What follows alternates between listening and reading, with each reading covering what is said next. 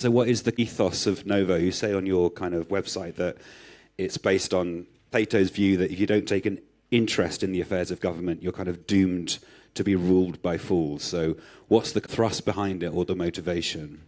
Well, I think it's difficult to look at the last 10 years and not think that we've been ruled by very interesting people, to say the least. And I think that a lot of that comes from a democratic deficit that we have in this country. It could be, for example, in first past the post, where if you beat me by one vote, all the other votes are wasted in some way, shape, or form.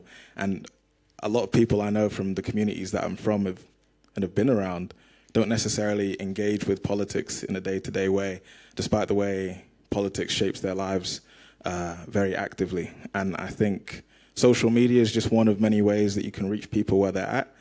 And I think it's about trying to encourage people to think critically about the world that we live in and how they can engage with it too. And recognizing really that a lot of the power in the world, it seems to be in the hands of very few people, but there's a lot of other kinds of power that people have too that can really arrest that system, change that system, and transform it too.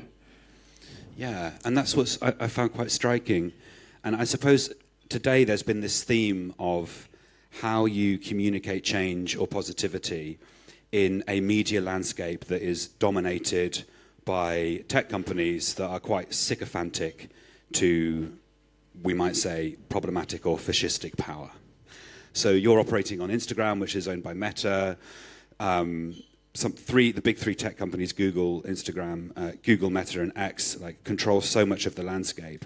How have you been able to, I suppose, gain such traction and get the following that you have, whilst not playing up to a kind of problematic algorithm? What's your secret sauce?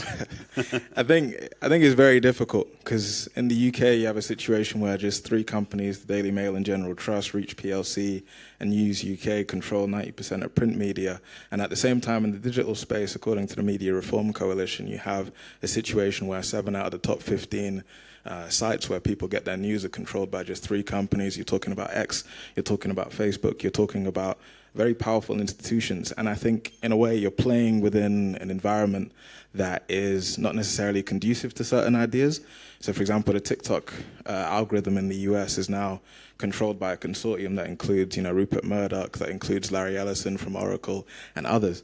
And certain ideas have been, if you like, pushed down. Certain accounts have been taken down too when talking about certain issues. And I think within that, though, there's still so much room to play for in terms of what you're really dealing with is people's attention. That first 3 seconds is so important when it comes to communicating certain ideas or asking certain questions. And even if the algorithm, so take X for example, where Sky News did an investigation and, over half of the content recommended to new accounts was right-wing or extreme content in some way, shape or form. That despite all that, you still have an enormous appetite for ideas, an enormous appetite for answers about the things that are affecting people in a material way.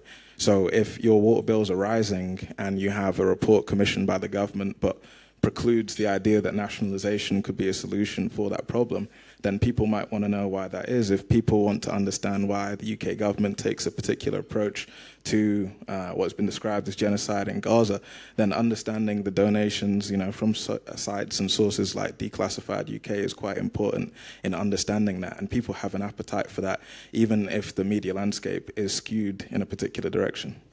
Yeah, and that I think is amazing about what you're able to do is to draw a light on that whilst kind of using the algorithm or Meta's kind of hidden forces in such a powerful way. I suppose that theme that you have of who owns Britain is something that you kind of keep coming back to. And I suppose there's different layers to that. The first one of your videos I really liked is one that's kind of reoccurring theme when it comes to utilities, nationalization. I think you've got a statistic, which I've heard before, like something like 200 billion in the last 20 years transferred from public assets to shareholder wealth. Why are you so focused on that? And why do you think that privatization of utilities is something that really matters to people's life?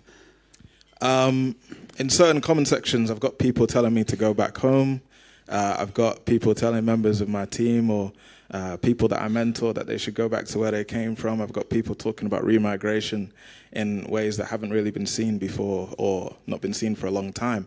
And I think part of that, of course, is just plain and simple racism. But another part of it, too, is based on what people feel as a sense of loss, a sort of dark nostalgia that manifests in many ways because they've suffered some form of material loss. If you have, one pub closing on average per day and people aren't able to recreate those social spaces, they're not able to celebrate those birthdays, they're not able to have that space that they're able to define their identity with, then often they can have a sense of grievance, and then that's directed towards people who might look like me or people who might, speak a different language or pray to a different God. And I think that's why ownership is such an important issue. When I think of people, say, in my generation and their inability to get on the housing ladder, or the fact that they've got student loans that might be renegotiated in such a way that means that, the threshold at which they pay it back is frozen and they might pay an extra £300 per year because of that. That can make people angry and upset. And I think focusing on who owns the infrastructure in our country and who owns our media and who owns the various things that we all rely on that used to be considered public goods is just so important to understanding why we are in the situation that we're in right now. Yeah, I think it's such an important point. And one thing I find so fascinating about it is this narrative of financialization that has happened in Britain over the last few decades. And in a strange way, politicians have given away power. Even you could say when Gordon Brown gave away the power to set interest rates to the Bank of England, that was a financialization of our economy and of our politics. And so politicians have handed over provisions for utilities to private companies. They don't set interest rates anymore. And lots of our public services have been hollowed out and run by the financial and private sector.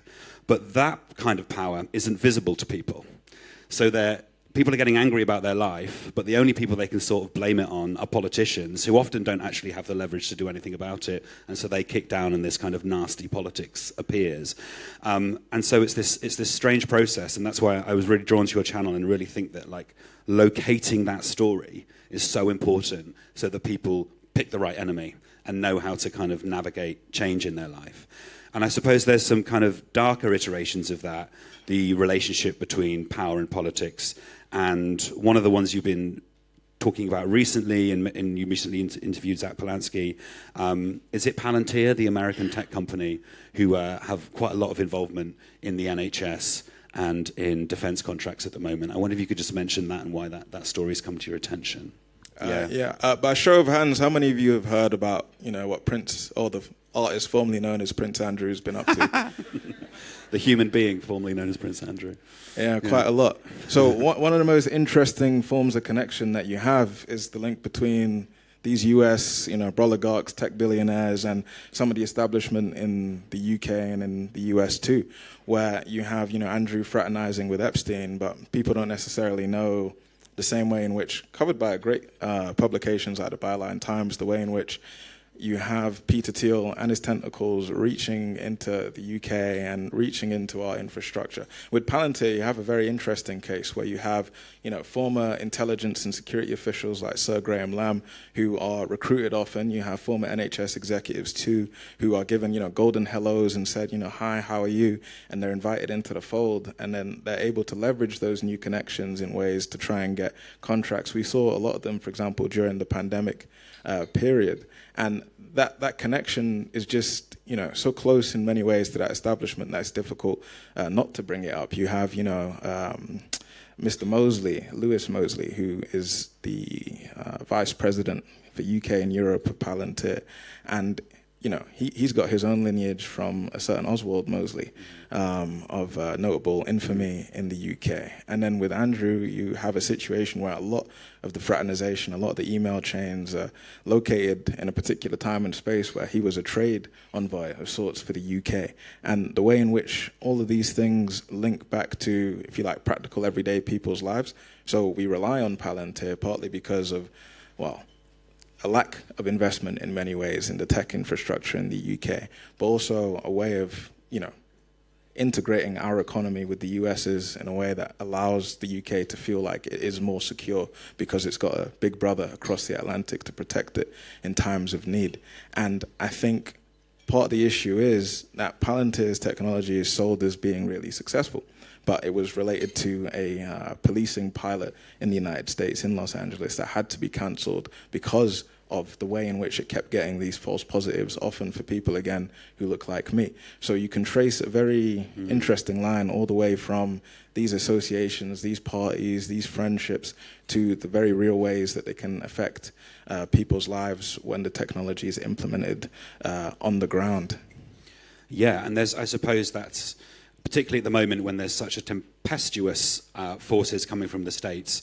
What does national sovereignty and kind of control for the country look like when you're so integrated into those systems? And I suppose you're at kind of the coalface of some of those interactions you were talking about. As a kind of high-profile account online, you get a lot of bot interactions, you get a lot of kickback, a lot of nastiness.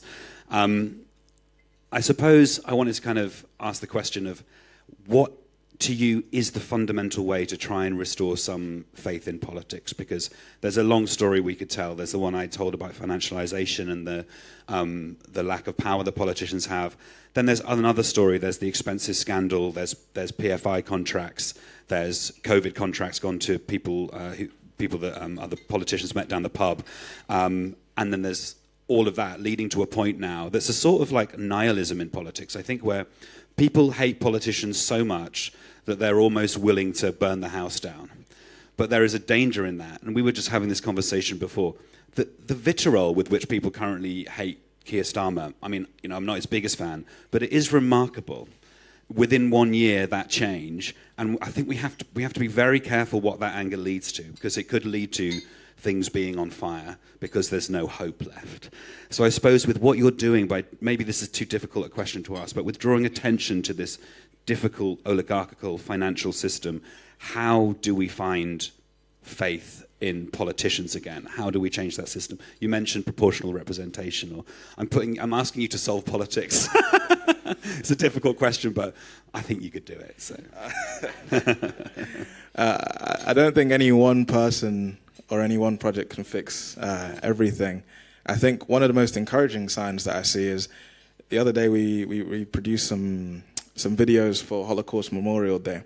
You have a situation, 6 million Jews being systematically killed, millions of others, Poles, Gypsy, Roma traveler community, gay people, black people, etc. And in that comment section, as you were talking about bots, you have, people making light of the Holocaust, and you don't know if they're real or not, but the speed and the frequency at which some of these people post makes you, think twice or three times about it. People, so quick to dehumanize other people. But then at the same time, one of the sources of hope has been the way in which people who say have started, because this account really got going about 2022, but between 2020 to the present day, and people who followed the journey since then, who maybe started in one neck of the woods and are now in the comment section defending their Jewish sisters, brothers, and others, or people who perhaps started on a different side of the fence and have now decided that, they're not actually that different to some of these people. And the content, if you like, is supposed to be the start of a conversation. It's supposed to be something that leads to offline spaces. It's supposed to be something that pushes people to try and think just a little bit more critically. And for that, I think it's both having an open attitude to these questions, but also trying to ground every single thing that we do in empathy. Because I think that's where it starts for a lot of people, having that radical empathy and knowing that if not for the grace of God or chance or randomness, that you could have woken up in a different place. You could have been born in the Calais camp. You could have been born in the Syrian refugee camp. You could have been that person that you're so quick to dehumanize on the other side of a screen. And I think the digital way that we interact with people now makes it so easy to dehumanize one another. I think it's a bit different, but there's a fantastic experiment about the way in which when you order food online or with a self-checkout kiosk that's digital, you feel less judged. You find it easier to order that stuff. You don't necessarily think about the person on the other side. And that, I think, in many ways is how social media functions too. So you can take that different approach, but I think if it's not, it has to be attached to, and I think that's why we try and share work from, Substacks like Democracy for Sale, or work from people from the Byline Times, or people doing practical work in their communities. And I think that's what we're going to do more of this year, following people doing that work in community, because I think that is perhaps one of the best antidotes to that. We live in a time where the local now is global in many ways, where what we do on a day-to-day basis, what your pension fund invests in, has an impact for people on another side of the planet. And I think forcing those connections, starting that conversation on social media and finding ways to migrate it offline is one of the most powerful ways that we can try and make a positive impact, because it's going to take everybody, all of us, working hand in hand to try and resist the worst of what I think is, the coming onslaught in our world. Yeah. And I think what you do, and actually what you just said, and it's something that I actually come back to a lot. It's not someone who identifies as religious, but I think it's such a fantastic phrase, which is, "There by the grace of God go I." And we had Deborah Francis White speak last year here, and she talked about Steve Ali, who's a Syrian refugee who she does a lot of work with. And he said, when he first came to Britain, everybody had a look in their eye. And the look in their eye was, what happened to you in Syria could never happen to me. There was a feeling of invincibility. And she said, well, in the last year, that's changed. And I think that feeling that we have to have, that these tumultuous winds of geopolitics, and in the West for a moment in time we felt we were invincible. We're not invincible. And so we need to start thinking about how we treat less vulnerable people, because we quite soon might be those people. So it's like, I think that value of empathy and also reflection on the tempestuous nature of geopolitics that we are now vulnerable to is such an important value to have on your sleeve and have front and center. Yeah. I think one of the most interesting things that's happened in the last 20 years is the way in which, with the Occupy Wall Street movement and other such movements that push back against that rhetoric, the idea of individualism, that, I'm here because of me, I made it by myself, nobody helped me to get here. And in many ways, I think the modern world is showing us how false that is, that those connections more and more are laid bare in ways that people can't ignore. One of my favorite sort of ideas comes from Kwame Ture, formerly known as Stokely Carmichael. And it's this idea that if you have, a baby dog often and you leave it in the woods, maybe it might survive, a baby wolf, a baby chimpanzee, but if you take the human baby and you leave it in some part of the woods, it's going to scratch itself to death, it's going to crawl off a cliff, is not going to live very long. And it's very easy to see the ways in which we're so dependent on other people, People, I think, attacked Zach Polanski a couple of weeks ago when it came to a comment about the people who are often in that care economy doing the effective labor that allows people in this country and other countries to survive long into old age, long into the time where their bodies have failed them in some way, shape, or form. And it reflects that truth that I think we're trying to push people to grapple with, which is that whether it's you in the nursery system now, where you have thousands of nurseries backed by private equity, and £21 out of every £100 is just going straight into profit for some of these private equity companies, according to Commonwealth. But that in this system, you have so much interreliance, interdependence. You have the UK's nuclear deterrent dependent on Polaris. You have... Yeah, can you talk more about that's an American company? Yes, so the way it works is that we lease our missiles and they get serviced in the US. And so our nuclear deterrent is independent in one sense, in that if the Prime Minister gives the order, supposedly the missiles can be launched. But then at the same time, we're so dependent on the technology from the United States, we're so dependent on them to service those missiles, that it makes you wonder how much of a deterrent really is that, especially if somebody else is controlling the purse strings and the strings that allow that to work. But I think us recognizing the way in which we are so dependent is part of recognizing how we can build movements to try and resist those people who are trying to tell you that, no, it's this person or that person who is the source of all of your problems, when how can it be?